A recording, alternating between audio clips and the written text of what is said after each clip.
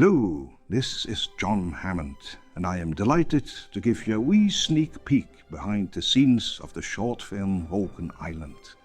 I hope I am pronouncing this right. Really the most amazing Jurassic Park fan film up to date, in my opinion. Absolutely spectacular design, spared no expense. Now, let's dive right into it, shall we? The story takes place on the 26th of June 1993, only 2 weeks after the incidents in the park.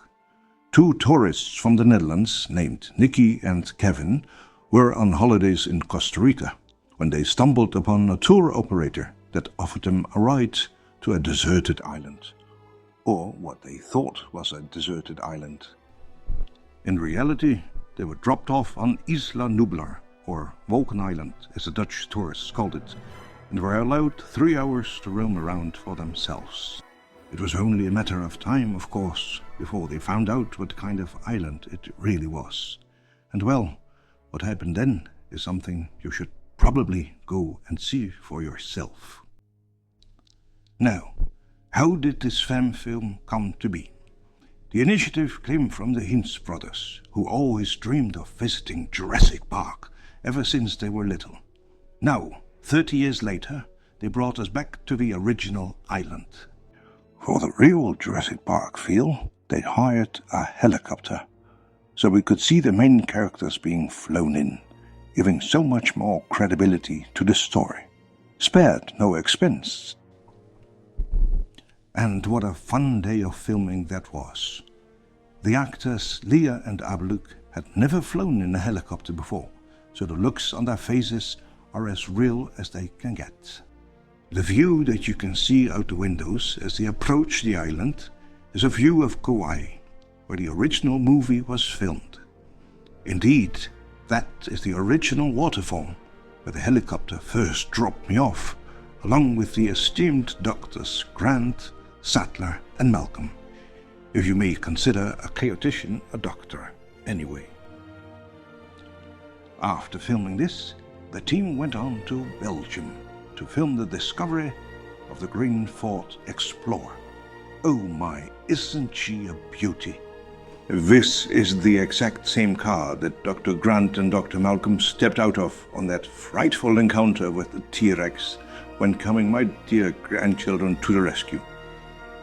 Of course, while filming, the surroundings didn't quite look like the T-Rex paddock yet, but when you do this and this, then all of a sudden you are there, spared no expense.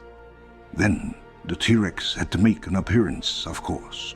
No Jurassic Park fan film could be complete without dinosaurs after all. The team did a couple of tests, and then finally, after much hard work, this is what came out. Originally, this was going to be the entire short film. Quite an open ending that would have been, don't you think? When the film premiered at the Vlaardings Film Festival in the Netherlands, the team agreed that the story really wasn't finished like this. Therefore, they brought together another team to see what happened to poor old Nikki and Kevin after they missed their helicopter ride back. They brought in a new Jeep, the original Jeep Wrangler this time, and an additional cast. Here we have Captain Da Silva of the Pura Vida and his daughter there. And this wonderful man is Johnson, one of the real miracle workers of Jurassic Park.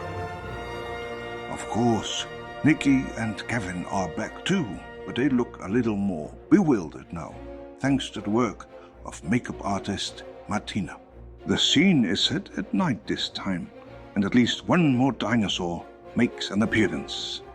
Again, everybody had a wonderful time on the set and delivered excellent work. We have now reached the end of our little glimpse behind the scenes of Wolkeneiland. If you haven't seen it yet, then I hereby invite you to look it up here on YouTube and enjoy the show. After all, if you're a real Jurassic Park fan, this is right up your alley.